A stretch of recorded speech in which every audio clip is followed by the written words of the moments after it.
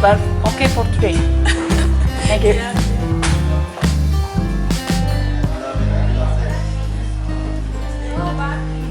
Did you bring your water bottle? Yeah. Did you go out last night? Yeah. Okay. Breathing out, breathing in, breathing out. I am blooming as a flower. I am fresh as the dew. I am solid as the mountain. I am firm as the earth.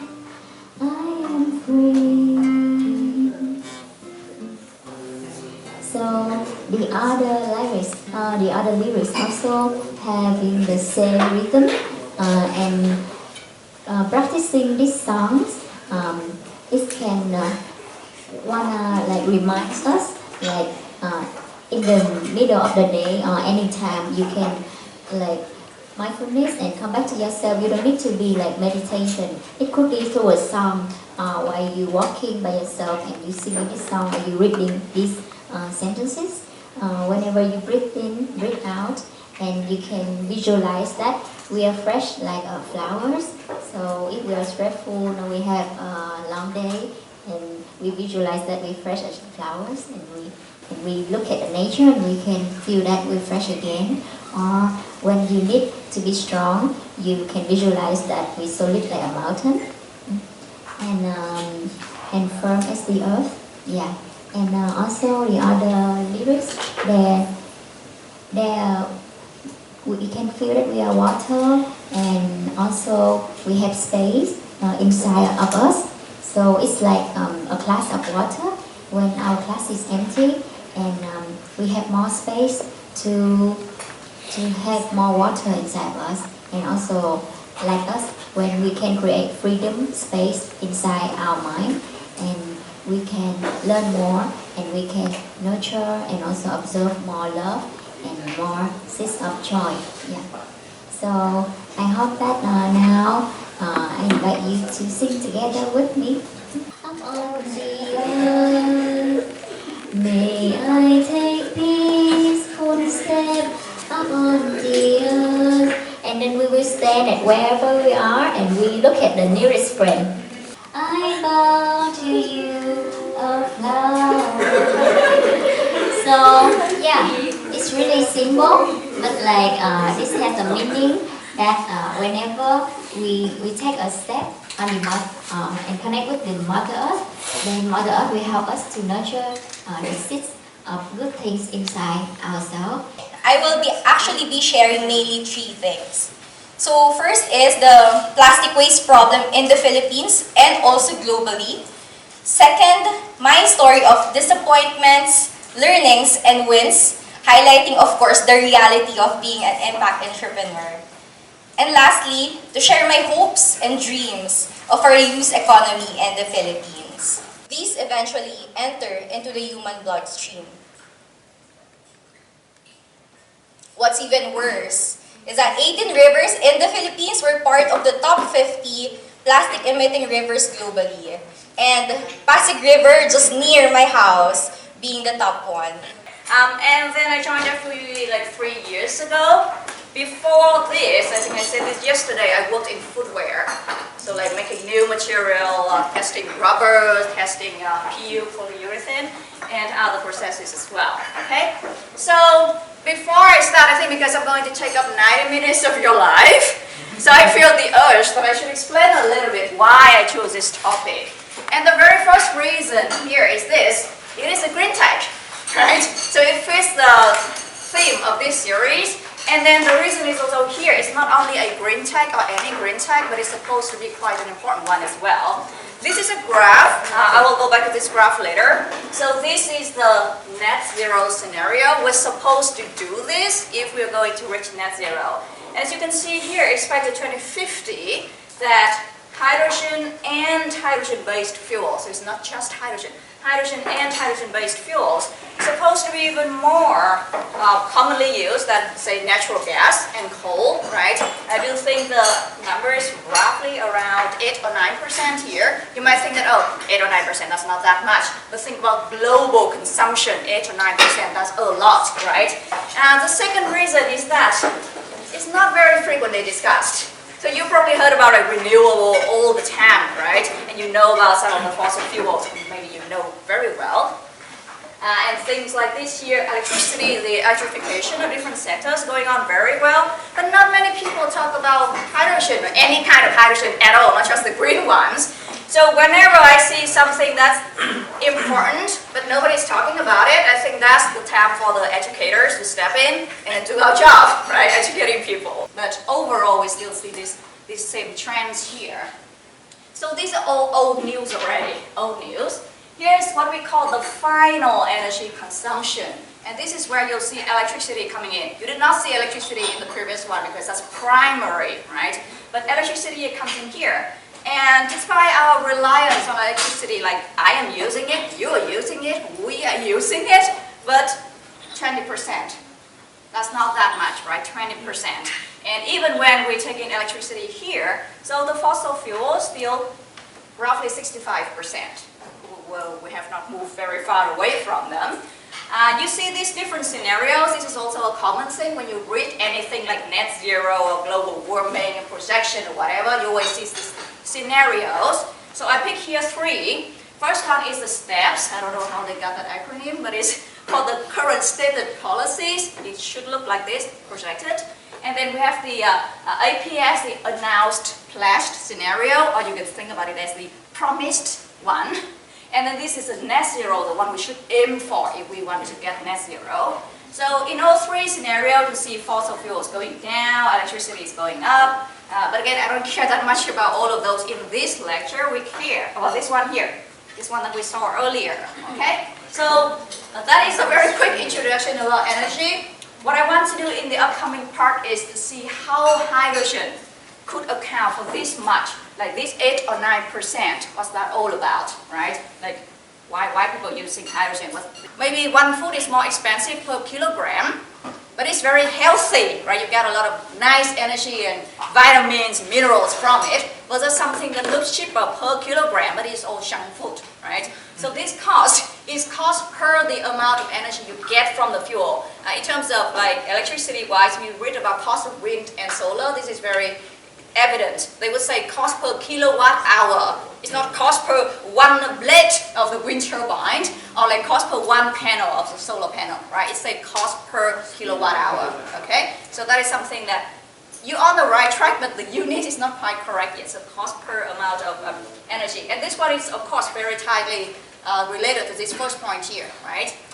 Then the how to get it is kind of, I group it into here, so ease of usage. So it should be practical, especially at the very beginning. If you want people to pick it up and use it for their car or their train or their whatever, then it should be practical to use. So this refers to storage, transport operation as well. Any kind of operation, maybe to produce it or to use it in your car, right? You have to have like a hydrogen car. It's not going to be the same as a gasoline car.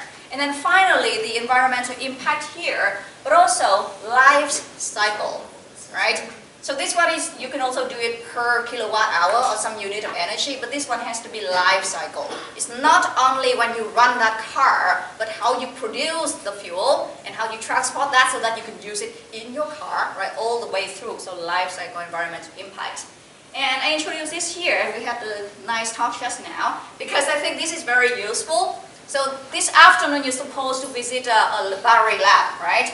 And you can use the same framework, these criteria, to think about that battery. You can compare that battery with another battery and be like, how much do 5 tons of sand, how much energy I can get from that, versus say, you know, something like a lithium-ion battery or your normal alkaline battery, right? You can think about like, specific energy and the glass and water.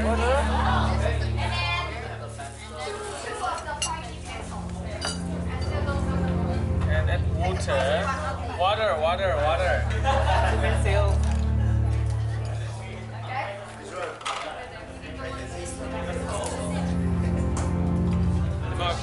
là lâu này rồi.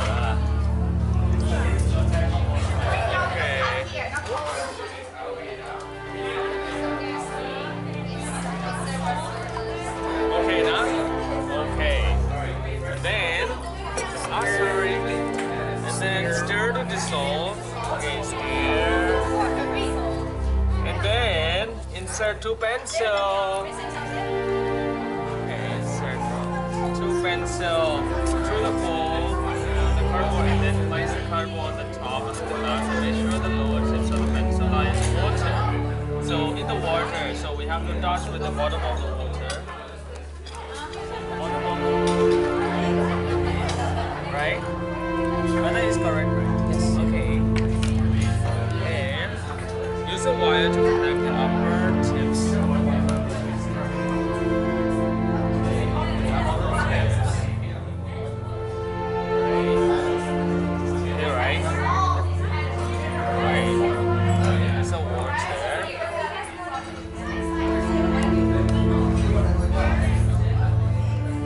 What's happening in the glass?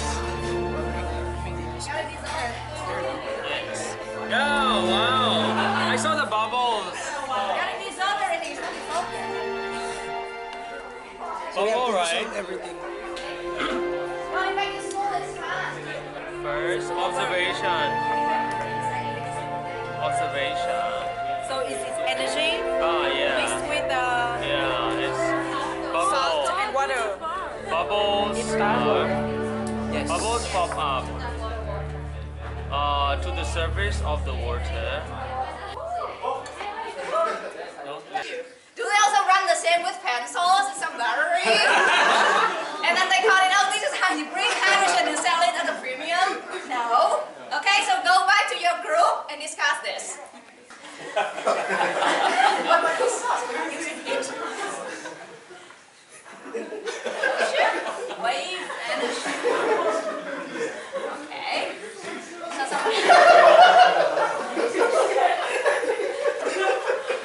Self, right? It cannot just exist in separation from everything else. So we have strategy and policies for hydrogen, but you need other policy. For example, the carbon pricing or carbon tax earlier, very important, right? And unfortunately, we're not doing very well here in Southeast Asia with this part. So this is a summary of like what kind of emission-related policies for different country and region in the world. And you can see only a few places, the developed one, like the US and East Asia, they have covered all of these parts. Even European Union, they're not fully done yet. And here we are with this road. We will not have that much yet, right? So this is what we need to work on, all of this together and not just, okay? So despite that, let's end on a high note by looking through some of the recent news. So Vietnam, we started our construction of our first factory last year. Chợ Vinh is not very far away from here, so looking great. And international companies helping us as well. These are some recent headlines that I grabbed from other countries. You can search using your own language, maybe you will find more. But of course, more and more projects coming. These reports focusing on our region or Asia in general, so you can read these as well.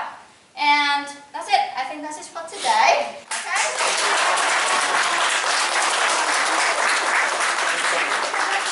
Totally right. Oh, you can eat? Bukan. Kalau bawa bekal itu apa?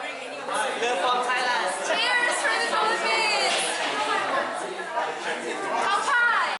Year by year. Because like young people go to the city and find a job, something like that.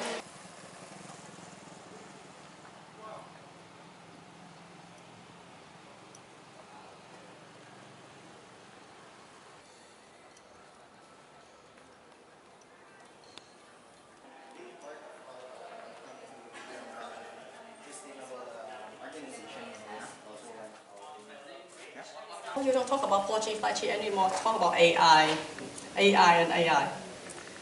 They asked me, I'm not sure it's a trend or it's just, it was like blockchain before, but now on we do focus on AI.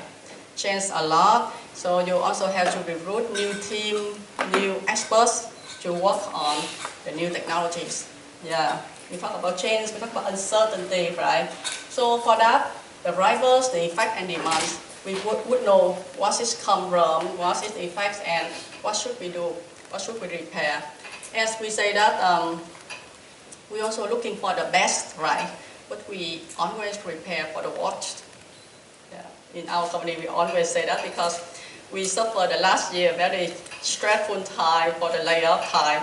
So we said, okay, now we all repair and we have to reskill and upskill to deal with the new challenges. And of course, ESG and sustainability go together. Okay, it's from inside out and outside in. What the society expects from the company and what is the company's responsibility to the environment. Yeah. And I would like to share with you some goals in Vietnam. I'm not sure how about your country. Maybe I would love to hear from you more. So in Vietnam, we had a commitment for tackle the climate change. That by 2050, that we have net zero carbon emissions. Low supply chain. You can see. Then they reuse material from old iPhones to make the new ones. This one recycle. So this is the commitment from most of the top companies in the world. And Microsoft, you know, they are a software company, they have the cloud computing companies, and they have to have a lot of data centers, right? Yeah, so they have to make a sustainable data center, they call it the green data center. Because you know, you have a data center, you have the cooling system, right? Oh, very interesting, this year we also have a new startup from UK. Actually, he's studying in Oxford, UK, but he came back to Vietnam to make the cooling system, a new material to make the cooling system, renewable energy. Very interesting, yeah. And even from Salesforce, it's just like software companies, but they also say that they will donate 1% of their equity, their product, the employees tied to the charity causes, something, or they have to take the action.